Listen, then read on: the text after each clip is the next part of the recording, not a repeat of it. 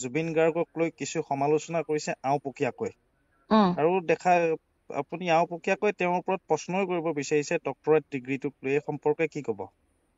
প্ৰথম কথা হ'ল মই যিবিলাক কথা কম সেইবিলাক আপুনি কাটি কুটি প্ৰচাৰ নকৰিব, ডাইৰেক্ট কৰিব দেই। হয় হয়। কাটি কুটি প্ৰচাৰ কৰিলে মানে কথাবিলাক উল্টা পুল্টা হয়। এতিয়া প্ৰথম কথা হ'ল অসমীয়া ভাষাই ধ্ৰুপদী ভাষাৰ মৰ্যাদা পাইছে। হয়। ভাৰত চৰকাৰে অসমীয়া ভাষাক আন কেইবাটাও ভাষাৰ লগতে আমাৰ অসমীয়া ভাষাকো ভাৰত চৰকাৰে ধ্ৰুপদী ভাষাৰ মৰ্যাদা দিছে। হয়। এইটো আমাৰ অসমীয়া জাতিৰ কাৰণে আটাইতকৈ সৌভাগ্যৰ কথা। এতিয়া আমি প্ৰথমতে চাব লাগিব যে অসমীয়া ভাষাৰ মেইন শিপাডাল ক'ৰ পৰা আহিছে। অসমীয়া ভাষা আৰু ভাৰতৰ বিভিন্ন যিবিলাক প্ৰধান লেংগুৱেজ MIL যিবিলাক মডাৰ্ণ ইণ্ডিয়ান লেংগুৱেজ ভাৰতৰ এই সকলোবিলাকৰ জন্ম হৈছে সংস্কৃতৰ পৰা। তো সংস্কৃতটো ভাৰতৰ সকলো প্ৰধান ভাষাৰ মানে জন্মদাতা মূল কাণ্ডডাল সংস্কৃত ভাষা। গতিকে সংস্কৃতটো অলৰেডি ধ্ৰুপদী, এইটো আৰু বেলেগে নতুনকে কোনো মানুহে ক'ব নালাগে। সংস্কৃত অলৰেডি ধ্ৰুপদী ভাষা। এতিয়া সংস্কৃত ভাষাটো কোন কাহিনীতে জন্ম হৈছে আমিতো গমেই নাপাওঁ। একদম ৫,০০০ বছৰৰ আগৰ কাহিনী। মহাভাৰত সৃষ্টি হৈছে কিমান বছৰ আগত আপুনি ভাবক, ৫,০০০ বছৰ আগত। তাৰো আগতে সংস্কৃত বেদ পুৰাণ এইবিলাক আছে নহয়। তেনেহলে পৃথিৱীৰ ভিতৰতেই সাহিত্য আৰু ভাষাৰ দিশৰ পৰা সংস্কৃত ভাষাটো আটাইতকৈ পুৰণা। সেই সংস্কৃত ভাষায়ে জন্ম দিছে অসমীয়া, আপোনাৰ উৰিয়া, ভোজপুৰী, আপোনাৰ মাৰাঠী, বেংগলী, এনেকে বিভিন্ন ভাৰতীয় ভাষাৰ জন্ম হৈছে সংস্কৃতৰ পৰা। গতিকে সংস্কৃত ভাষাক নতুনকে মানুহক বুজাব নালাগে। এতিয়া কথা হ'ল অসমীয়া ভাষা। অসমীয়া ভাষাক ধ্ৰুপদী ভাষাৰ মৰ্যাদা দিয়াৰ লগে লগে ভাষা আন্দোলনৰ ত্যাগ, শ্বহীদৰ ত্যাগে মৰ্যাদা পালে। নহয় বাইদেউ, আপুনি জুবিন গাৰ্গৰ বিষয়টো কওক। আপুনি এফালৰ পৰা যাব লাগিব। এতিয়া ভাষা আন্দোলন কৰিছিলে কিহৰ কাৰণে? অসমত ভাষা আন্দোলন কিহৰ কাৰণে হৈছিলে? যে অসমীয়া ভাষাটোক লুপ্ত কৰিবলৈ চেষ্টা কৰা হৈছিলে। এতিয়া CAA খন গৃহীত হোৱাৰ লগে লগে এছাম অতি জাতীয়তাবাদীয়ে কি বুলি ক'লে? বোলে CAA আহিলে অসমত বোলে মানুহে বঙালী ক'ব লাগিব, বঙালী ভাষা ক'ব লাগিব। মানুহবিলাকে হুলস্থুল লগালে যে CAA খন হোৱাৰ লগে লগে অসমীয়া ভাষা লুপ্ত হ'ব, আমি বঙালীত কথা ক'ব লাগিব। এই কথাটো মিছা বুলি প্ৰমাণিত কৰি ভাৰতৰ সন্মানীয় প্ৰধানমন্ত্ৰী নৰেন্দ্ৰ মোদী ডাঙৰীয়াই অসমবাসীৰ মনত চিৰকাললৈ ভয়টো নাইকিয়া কৰি দি অসমীয়া ভাষাক ধ্ৰুপদী ভাষাৰ স্বীকৃতি দিলে। এটা কথা অস্বীকাৰ কৰিব নোৱাৰে বাইদেউ, শুনক। স্বতন্ত্ৰ ভাষা, এই স্বতন্ত্ৰ ভাষাৰ মাজত নকব, মই কথাটো শেষ কৰি লওঁ। স্বতন্ত্ৰ ভাষাৰ ধ্ৰুপদী ভাষাৰ মৰ্যাদা দিলে। ধ্ৰুপদী ভাষাৰ মৰ্যাদা দিয়াৰ লগে লগে জুবিন গাৰ্গ নামৰ গায়কজনে কি বুলি ক'লে যে অসমীয়া ভাষা বোলে ধ্ৰুপদী ভাষা নহয়।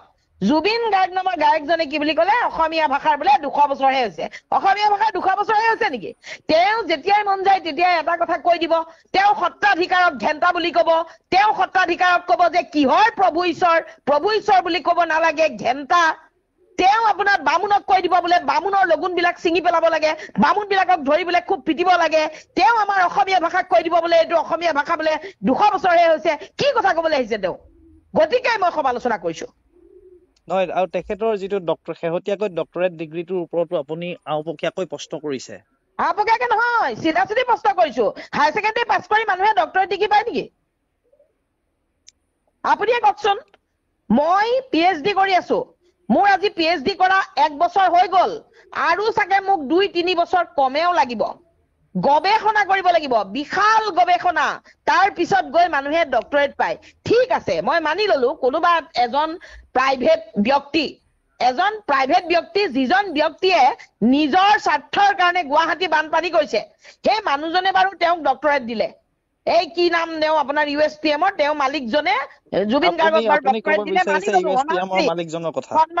সন্মানীয় ভাৱে ডক্টৰেট দিলে বাৰু আমি মানি ললো কিন্তু সেই ডক্টৰেটটো তেওঁ কামত লগাই পেলাই অসমীয়া ভাষাক অপমান কৰিবলৈ USTMৰ মালিকে তেওঁক কি হেৰি এম্বেছাডৰ নিয়োগ কৰিছে নেকি যে তুমি যোৱা তোমাক ডক্টৰেট দি দিলো এতিয়া তুমি গৈ পেলাই অসমীয়া ভাষাক অপমান কৰা ডক্টৰেটে হ'বলে অসমীয়া ভাষাক অপমান কৰে ডক্টৰেটে হ'বলে মাকক অপমান কৰে মাকৰ মুখৰ ভাষাক হ'বলে অপমান কৰে অসমীয়া ভাষা কি 200 বছৰ হৈছে নেকি অসমীয়া ভাষাৰ এই অদ্ভুত ধৰণৰ কথাবিলাক কৈ থাকিব আৰু তেওঁ দুটামান গান ভালকে গাই বুলিয়ে আমি সব কথা কি হয় কৰি যাম দেখা যায় ফেচবুকত বা তেখেতৰটো অসংখ্য মানুহ আছে জুবিন গাৰ্গক অসমতো বহুত মানুহে সমৰ্থন কৰে তাৰ বিপৰীতে দেখা যায় আপোনাক একাংশই বহু কটু সমালোচনা কৰে কৰক না আপুনি শুনক গাখীৰ বগা বুলি ক'লে যদি মই অকলশৰীয়া হৈ যাওঁ যে কেৱল শিখা শৰ্মাইহে গাখীৰ বগা বুলি কৈছে আৰু যদি গোটেই পৃথিৱীখনে গাখীৰ কলা বুলি কয় তেতিয়া কি গাখীৰ কলা হৈ যাব নেকি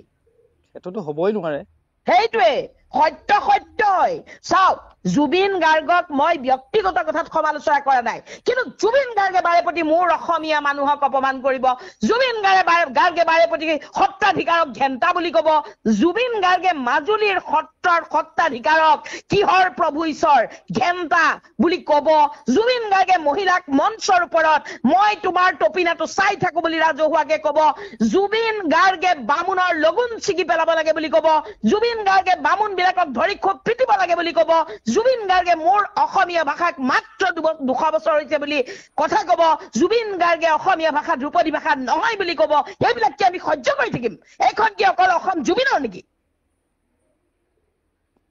হয় এইখন অসম জুবিন গাৰ্গৰো নহয় এইখন অসম কোনো ব্যক্তি কেন্দ্ৰিক হ'বই নোৱাৰে জুবিন গাৰ্গৰ যিমান অধিকাৰ আছে আমাৰো সমান অধিকাৰ আছে এই জুবিন গাৰ্গে কেইটামান গান গালে বুলিয়েই অসমীয়া প্ৰতিজন অসমীয়া জুবিন গাৰ্গৰ নিজৰ মানুহ কিনি লোৱা মানুহ হৈ নাযায় এই কথাটো মনত ৰখাটো ভাল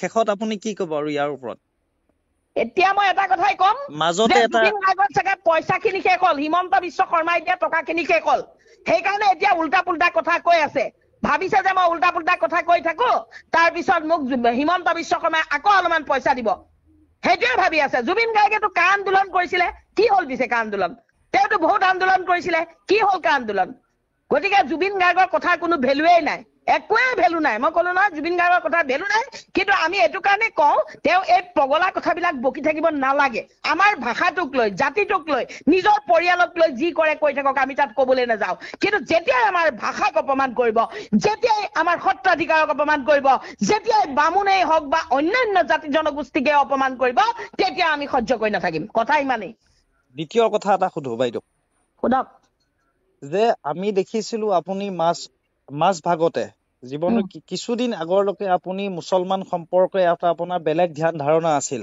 পৰৱৰ্তী পৰ্যায়ত দেখা গৈছে আপোনাৰ চিন্তাটো সলনি হৈছে কৰবাত আপুনি হিন্দুত্ববাদৰ চিন্তা চৰ্চালৈ আপুনি গতি কৰিছে নেকি নে আপুনি হিন্দুত্ববাদত যাম বুলি ভাবিছে নে হিন্দুত্ববাদক সমৰ্থন কৰিছে নে মুছলমানক এতিয়া লাহেকে আপুনি দেখিছো কতো সমালোচনা কৰা দেখিছো অতি কতো আলোচনা কৰিছে আপোনাৰ গোটেই কনচেপ্টটোৱে ভুল প্ৰথম কথা হ'ল শিখা শৰ্মা হিন্দুৰ ঘৰত জন্ম হৈছে শিখা শৰ্মা অসমৰ এটা সন্মানীয় হিন্দু ব্ৰাহ্মণ পৰিয়ালৰ বোৱাৰী শিখা শৰ্মা হিন্দু হয় গতিকে হিন্দুত্বলৈ তথাপিও বাইদেউ প্ৰশ্নটো লৈ লওক আপুনি তথাপিও দেখা যায় আপোনাক মাজতে আপোনাৰ মাজৰ স্থিতিটো কৈছো শেহতীয়া স্থিতিটো কোৱা নাই মাজতে দেখিছিলো আপুনি মুছলমান সকলক লৈ আপুনি এটা বেছি আপোনাৰ এটা মুছলমান সকলৰ প্ৰতি প্ৰীতি আছিল কিন্তু বৰ্তমান লাহে লাহে দেখা গ'ল সেই প্ৰীতিটো আপোনাৰ মোহ ভংগ হৈছে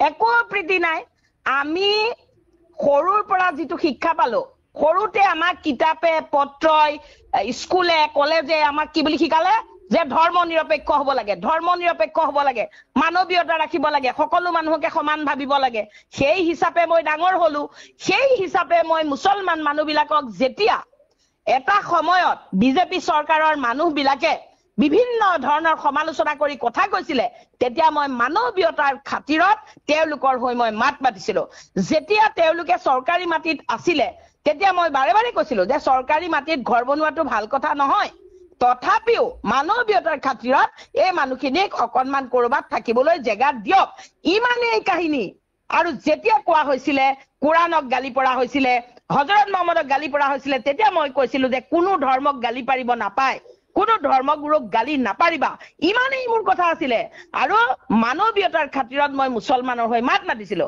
কিন্তু নগাঁৱত যেতিয়া মই ইলেকশ্যন খেলিবলৈ গলো তেতিয়া তেওঁলোকে মোক ভোট দিব নালাগে ভোট মানুহে যাকে মন যায় তাকে দিয়ক মোক দিব নালাগে কিন্তু তাহাঁতি মোক 3 বাৰকে নাও ডুবাই হত্যা কৰিবলৈ চালে তাহাঁতি মোৰ 4 গাড়ীখনৰ 3টা চকাই খুলি লৈ গ'ল এটা চকা দীঘলে দীঘলে কাটি দিলে তাহাঁতি মোক ৰাস্তাত মাৰপিট কৰিলে ইমানৰ পিছতো কি মই সিহঁতৰ হৈ মাত মাতি থাকিম নেকি কেতিয়াও নাপাতো কিছুমানে কোৱা সমালোচনা কৰা দেখা যায় যে শিখা শৰ্মাই যেতিয়া নগাঁৱত ইলেকশ্যন উঠিছিল তেতিয়া মিয়াৰ ভোট নোপোৱাৰ কাৰণে বৰ্তমান মিয়াক বাইদেৱে এতিয়া তিৰস্কাৰ কৰিব লৈছে তেনেকুৱা মিয়াৰ ভোট নোপোৱাৰ কাৰণে নহয় এই মিয়াখনে এইবিলাক মিছা কথা কৈছে জানেই নহয় মিয়াখনৰ কথা আমি কমেন্টবোৰ চাইহে কৈছো সিহঁতি মিছা কথা কৈছে শুনক মই কৈ দিওঁ ভোট নোপোৱাৰ কাৰণে নহয় এতিয়া চাওকচোন নগাঁৱত 13 জন কেণ্ডিডেট আছিলে জিকিলে এজনহে ৰব আৰু এটা কথা কয় আপোনাক বিজেপিৰ দালাল বুলিও কিছুমানে মন্তব্য কৰিছে মই নকওঁ দেই আপুনি উত্তৰ শুনক মই কৈ যোগহে কৰি দিছো